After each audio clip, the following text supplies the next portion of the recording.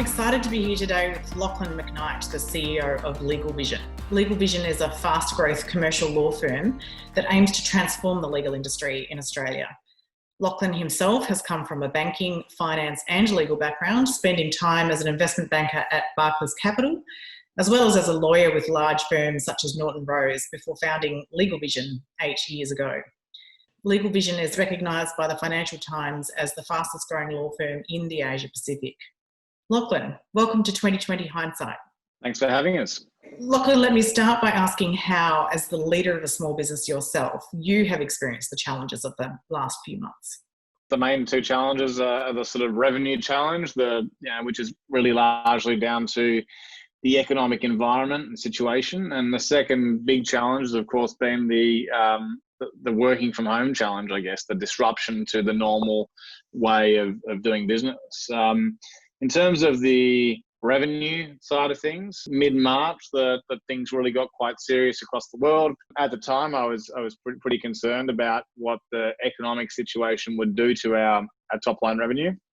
The situation was not as bad for us as it was for a lot of businesses. So that's been one thing. In terms of the working from home kind of challenge, we're a business that has had a lot of remote workers for a large number of years. So we're used to people working from home. Nearly everyone at LegalVision has worked from home at one time or another. So we've got the infrastructure and the setup to be able to manage that relatively easily. We're entirely cloud-based. But having said that, it still changes the way that you do things. It's been a challenging time for a lot of team members who've obviously had children to look after whilst working and so on and so forth. And look, I think we've managed that in the same way that a lot of businesses have, which is to be as understanding as possible and try and, be as flexible as possible. And the needs of the clients, obviously have to come first in an industry such as legal services. So, look, we've managed it, and I think looks like in the next couple of weeks we'll be able to move some team members back to the office. So interesting times all around. You mentioned that it wasn't quite as challenging as you anticipated. That's fantastic. What was the reason for that, do you think?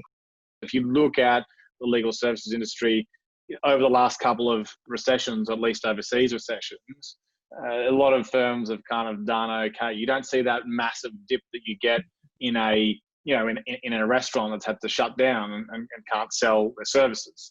The other thing for us is that we generate a lot of our leads and hence our sales from online acquisition. So we're the number one legal website in Australia. We attract hundreds of thousands of visitors a month to the website. With business people now all working from home, across the country, the search for a lawyer is probably going even more online than it's ever been. LegalVision works with many small and medium businesses as clients, and you've been very closely engaged with those clients throughout COVID. What are some of the main challenges that you see those businesses facing?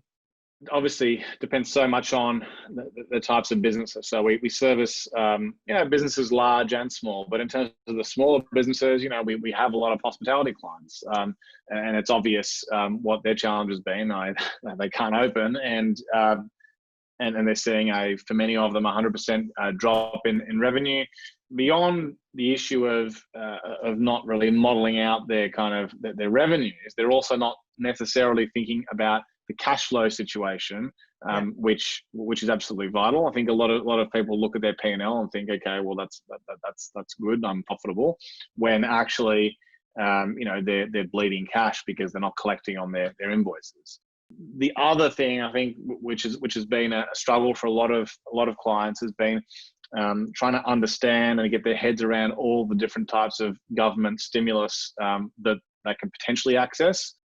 The JobKeeper, the Leasing Code of Conduct, all of these sorts of government stimulus measures can have a really big effect on their ability to survive, but they need to know how to access them and to make sure they apply and just kind of get things moving. How do businesses run their business, retain their revenue and stay on top of some of those regulatory and stimulus changes, which have certainly changed quite frequently in the early stages of the crisis, and as we open up again, there'll continue to be changes around safety of employees and customers. I mean, how do you run a business and stay on top of that level of change? What advice do you have? unless you're in, home alcohol delivery or toilet paper manufacturing or whatever it might be, an industry that, is sort of going to be successful over this period, or at least, the short term 2 to 3 months of the sort of lockdown. Unless you're one of those industries, you have to expect that you're going to see a reduction in your revenue. It might be a significant reduction, it might be a less significant reduction, but regardless, it's going to be a reduction in revenue. Now, most small businesses are not running at massive EBIT margins, right? So a reduction in revenue means unless you reduce your costs, you are going to be unprofitable. The first thing you need to do as a business owner is look at your cost base and work out how can you reduce your cost base as quickly as possible. Yeah. And that's both from costs on a P&L perspective, but also from a cash flow perspective. And there's always some ancillary kind of, costs that you can kind of get rid of, traveling around in taxis or Ubers or whatever, that's not happening. Flights, that's not happening. Okay, fine. Get rid of that, fine. The next biggest cost is generally going to be payroll. Getting on top of that quickly is absolutely vital. Yeah. So what we found is a lot of small business owners have been able to have a discussion with their employees and reach agreement around, moving to 3 days a week. Reach agreement around taking a decreased salary for a period of time, taking leave without pay for a period of time. Yeah. So making sure you have that conversation, do it quickly. I mean, I think it's a bit dated now. I think most people have kind of done that. But if you do that, and then on top of that, you do qualify for JobKeeper with a 30% reduction in revenue, then a lot of businesses will have dealt with the biggest issue on their costs, which is their payroll, and be in a position to ride out the next, 3 to 6 months. Going beyond regulation, what kind of business innovations or pivots in direction have you helped your clients stay in business? If you don't have a digital presence, if you're not, shifting more and more and more of your sales to your digital sales channels, then forget about COVID-19. Your business is not going to survive. If you look at acquisition costs in the market right now, the online sort of market, so Google, CPCs and the like, they have gone down for most industries. Mm. So it is cheaper to acquire customers right now than it was 3 months ago. And in that environment, there's actually an opportunity to invest in customer acquisition over the next, 3, 4, 5 months. And that's something that I think the kind of clients that are, really on the ball that we're seeing is starting to do that. So again, the small and medium business sector, very vital element of the Australian economy. You've just mentioned that looking ahead is really important, but so thinking about the next few months and perhaps even a year, 18 months ahead, what kind of challenges do you think the small and medium business sector is going to continue to face? And what should businesses be anticipating now and acting on now? The important thing is to be looking at what's going on at a macro kind of level. Australia, I think, is going to be in as good a position as any country in the world from an economic perspective. But what are we not going to have? I think it's unlikely we're going to have much international tourism because it's very likely that the quarantine rules will stay for a long period of time. If you're in a tourism business, it's vital to start thinking about how could I diversify my income streams. Less people are going to be going into work, they're going to be working from home, all that sort of stuff. And start thinking about, okay, if you're running a business that's reliant on people coming into the city, a cafe in the city, for instance, you need to start thinking about, is this a viable long-term option? Even if you've survived with JobKeeper, with rent abatements, so on and so forth, what are your margins going to look like in 6 months' time when only 70% of the city workforce are in the city? Yeah. They're not going to be spending what they were spending before because people have now gone, okay, we're in a recessionary environment. I'm saving my money. I'm making sure that I stash away as much as I can in case I lose my job. All of those things are going to mean, I think, that businesses that are focused on the essentials, things that people absolutely need to buy are going to be fine. Businesses that are focused on ultra luxury are going to be in trouble. And I think, the businesses that are focused on making people feel good in an environment where, it's a tough environment, but it's not a costly thing to buy. Yeah. The kind of lipstick type, kind of concept, from the last recession, then those sort of businesses as well. So the benefit of the digital economy now and the ability to set up a new company, in 24 hours and be up and running means that, it's not too late for you to really switch what you're doing if you're a business owner. The small and medium business sector is extremely resourceful, always has been, often goes unnoticed how much innovation happens in that sector. But, it's necessity that drives that nimbleness often. And big businesses often can draw on a wealth of internal capability. I'm interested in your perspective on what should small business be thinking of getting support on externally right now if they don't have some of those internal capabilities that they might need to face the future? What I see in the startup space is a lot of founders who talk to other founders a lot. So, getting ideas from people who are in a similar situation, but potentially in a different industry. And so, there's a bunch of, I guess, consultants out there who will help you, work out how to set up your website, how to set up your online store, how to work out inventory, all that sort of stuff. I do see a lot of clients kind of taking the lead themselves. I think this is another thing that there's been a big movement towards over the last sort of few years, is that sort of self-education. There is so much information out there.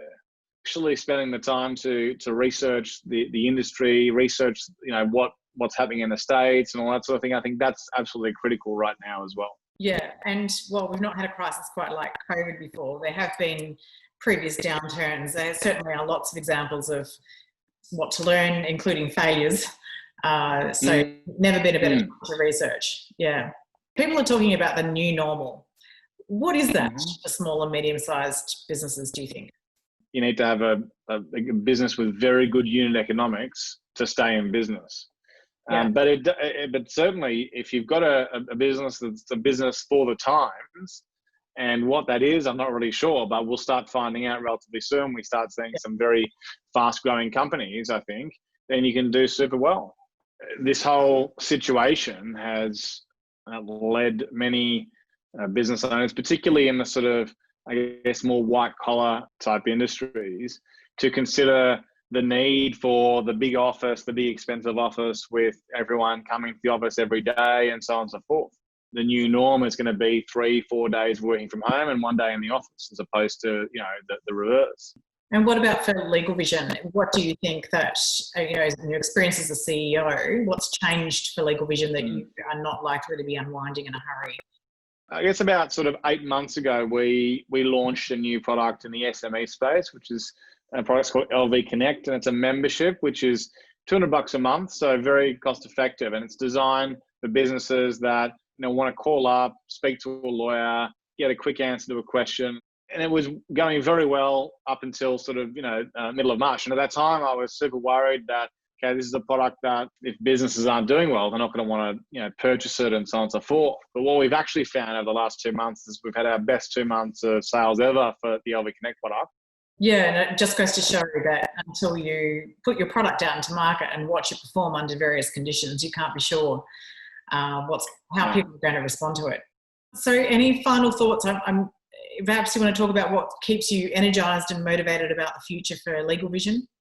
For us, it's we've been running the business for 7-8 years now, and really the fun thing for us has always been about growth. So I'm excited about the next year or so, because I think what we'll see is there'll be more disruption in the legal industry and in that environment. And the other thing for us is, of course, that over the next kind of year or so, we're building out more products, we're building out more functionality into our LV Connect platform, and that's kind of, I think that's going to be, it's an exciting time to be doing that, because it is going to be a time where we see a lot of innovation, and being part of that is, I guess, for us, why we like running the business. Yeah, why you founded it in the first place, from the sound of it. Yeah, exactly. Yeah. Thank you, Lachlan. It's been an absolute pleasure talking with you today, and thanks to our audience for watching. We'd love to hear from you, so please share your comments. Does your business work with a small and medium business sector? Are you a fast-growing business trying to adapt? How are you facing into the challenges ahead?